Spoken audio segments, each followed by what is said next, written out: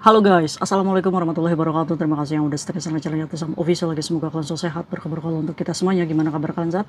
Alhamdulillahirobbilalamin. Guys, semua harus masalah kesembuhan yang lagi sakit Allah setkan. Teman guys yang berjuang di rumah majikan tentunya diberikan kekuatan sampai finish. Teman guys yang bahagia juga tentunya jangan lupa bersyukur. Kalian lagi pada ngapain? Kayak Yatisam bentar lagi dinner ya. Ini jam 6.15 ya. Sebentar lagi guys dinner.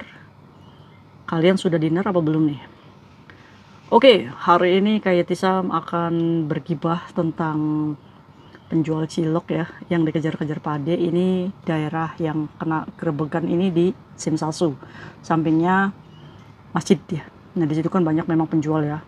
Bukan hanya Indonesia sih, Kak Yatisam tidak menutup mata dia, tidak juga menyalahkan semua warga Indonesia. Hanya di situ kumpulan, nggak tahu itu adalah statusnya paper atau pekerja migran yang punya majikan atau apa. Memang di situ membludak ya, apalagi hari Minggu dan public holiday, karena memang TST ini bagian masjid situ memang banyak yang berkunjung, pastinya untuk ibadah, ada yang ke taman juga, karena kan di situ ada tamannya ya yang cukup sejuk. Ini sudah menjadi isu internasional nih, dimana sudah majikan-majikan kalian juga sudah mungkin melihat berita ini karena ada yang memfollow up di WeChat ya kan. Bentar lagi juga masuk koran ya, atau kabar lokal ya kayak dimsum dan lain-lain ya.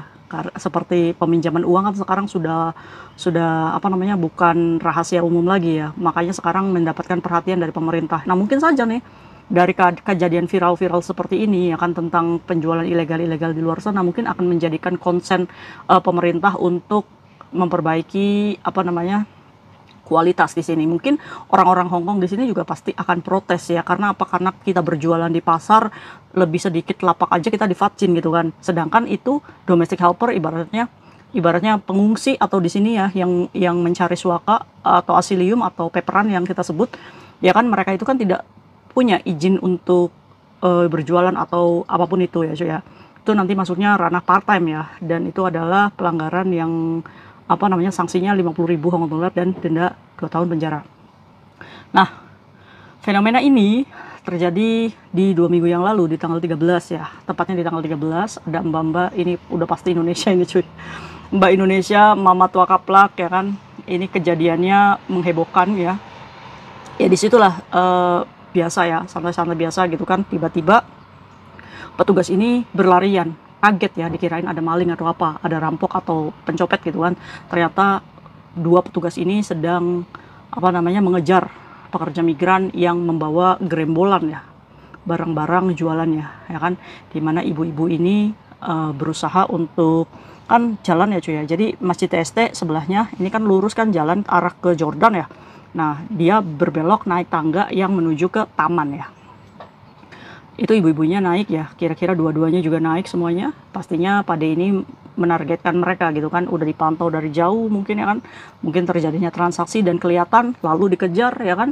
Ibu-ibu ini juga menyelamatkan visa kerjanya atau ID-nya, atau dia juga peperan juga, takut ditangkap juga ya kan. Akhirnya dia belok ke taman dan dia udah nggak sanggup lagi nih membawa belanjaannya atau barang jualannya, dimana dia menggeletakkan barang saat dia menaiki tangga ya cuy ya, kedubrak gitu kan.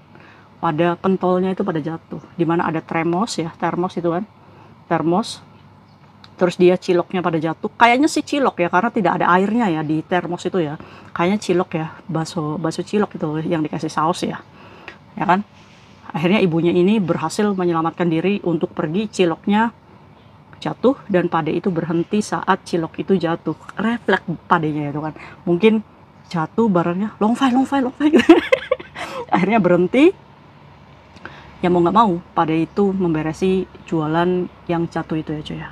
Terus yang di sebelahnya itu sebenarnya mbaknya juga udah kena, cuma dibebasin mbaknya, hanya barang dagangannya aja yang disita sama Pade. Mereka hanya menjalankan tugas ya cuy. Hanya saja paparazzi ini memviralkan sebagai edukasi nih kita. Apa kita akan mencontoh tindakan pekerja migran ini, atau kita tetap apa namanya, mempertahankan visa kerja kita dengan majikannya. Cuma di sini cuy, marwah Pade ini berasa diinjak-injak ya cuy ya. Setidaknya nih petugas ini sudah menjalankan tugasnya gitu kan. Ya kan, dia berlari-lari gitu kan supaya kalian itu sadar ya kan. Dia juga masih menghargai kalian untuk dibebaskan. Ya kan, dia juga masih apa namanya, memikirkan visa kerja kalian gitu kan. Tapi kalian ya tidak memikirkan harkat dan martabat si Satpol PP ini ya kan, Pade ini. Kalian menggeletakkan barang dagangan seolah kayak lapsap ya cuy ya. Kamu menyuruh petugas ini untuk membersihkan barang dagangan kamu ya kan. Harusnya divaksin aja, vaksin buang sampah ya kan 3.000. Terus part time-nya 50.000 dan Selprodeo udah tahu. Sebenarnya ini bukan contoh yang baik dan jangan sampai dicontoh ya kan. Tapi banyak ya kadang-kadang orang di luar sana tuh berpikir iya ya kasihan banget ya.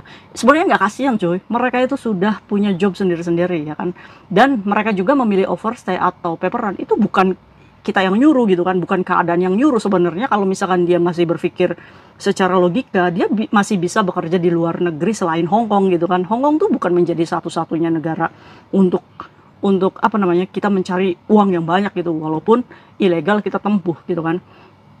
Jadi kayak Sam setuju banget nih kalau misalkan memang ada pelanggaran ilegal kayak gini yang ketangkep Pade, itu viralin aja, viral gitu kan, biar bisa tembus ke pemerintahan, di mana nanti pemerintahan yang punya kebijakan, ya kan? Nah itu yang terjadi fenomena ya. Bahkan video ini tuh sudah masuk ke WeChat ya, di mana majikan-majikan atau orang-orang lokal ini berkomentar di mana mereka itu lapsap, mereka itu pedagang kaki lima gitu kan. Terus itu sekalian juga di Manonsan gitu kan ditertibkan. Emang ada ya di Manonsan juga banyak. Itu udah di-report tuh sama orang lokal ya kan. Terus itu dilihat juga tuh, mereka juga menyembunyikan kompor-kompor portable ya kan. Kompor-kompor portable itu kompor yang kecil tuh ya cuy ya, yang bisa ditaruh di tas ya kan.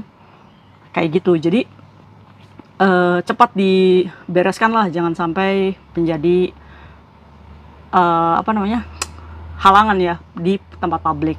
Nah itu harapan dari orang-orang Hong Kong dalam melihat kasus penjualan ilegal di luar sana. Nah sekarang itu di Mongkok ya masih banyak juga orang yang masih ngeyel, di Causeway Bay juga apalagi juga masih banyak ya kan. Mereka itu membenarkan apa yang menurut mereka benar ya kan, tapi mereka itu tidak memikirkan di mana kita tinggal ya. Harusnya kita juga harus mematuhi peraturan dan tata tertib. Kita tuh marah dengan negara kita ya kan, sehingga kita melampiaskan ke negara orang lain, dan ini berdampak banget dengan negara ini ya cuy ya. Contoh nih, contoh aja, Kaisam itu kemarin habis interview dengan social welfare ya, social welfare yang ada di Caritas, dimana Kayatism itu sebagai keluarga yang mewakili Ibu Martini waktu pemulangan. Bukan hanya Ibu Martini itu selesai dipulangkan selesai, tapi kita juga harus menyelesaikan biaya administrasi rumah sakit. Dan Ibu Martini ini menempuh apa namanya di rumah sakit itu sekitar 3 tahunan cuy. Dan kalian tahu nggak biayanya berapa? Itu sampai 4 juta Hong Kong dolar atau sepak mana ya. Dimana 4 juta Hong Kong dolar itu kalau dirupiahkan itu adalah 8 miliar. Kalian bayangkan nggak untuk menyelamatkan satu manusia ya kan, dimana ini tidak punya majikan, ibaratnya ilegal di sini.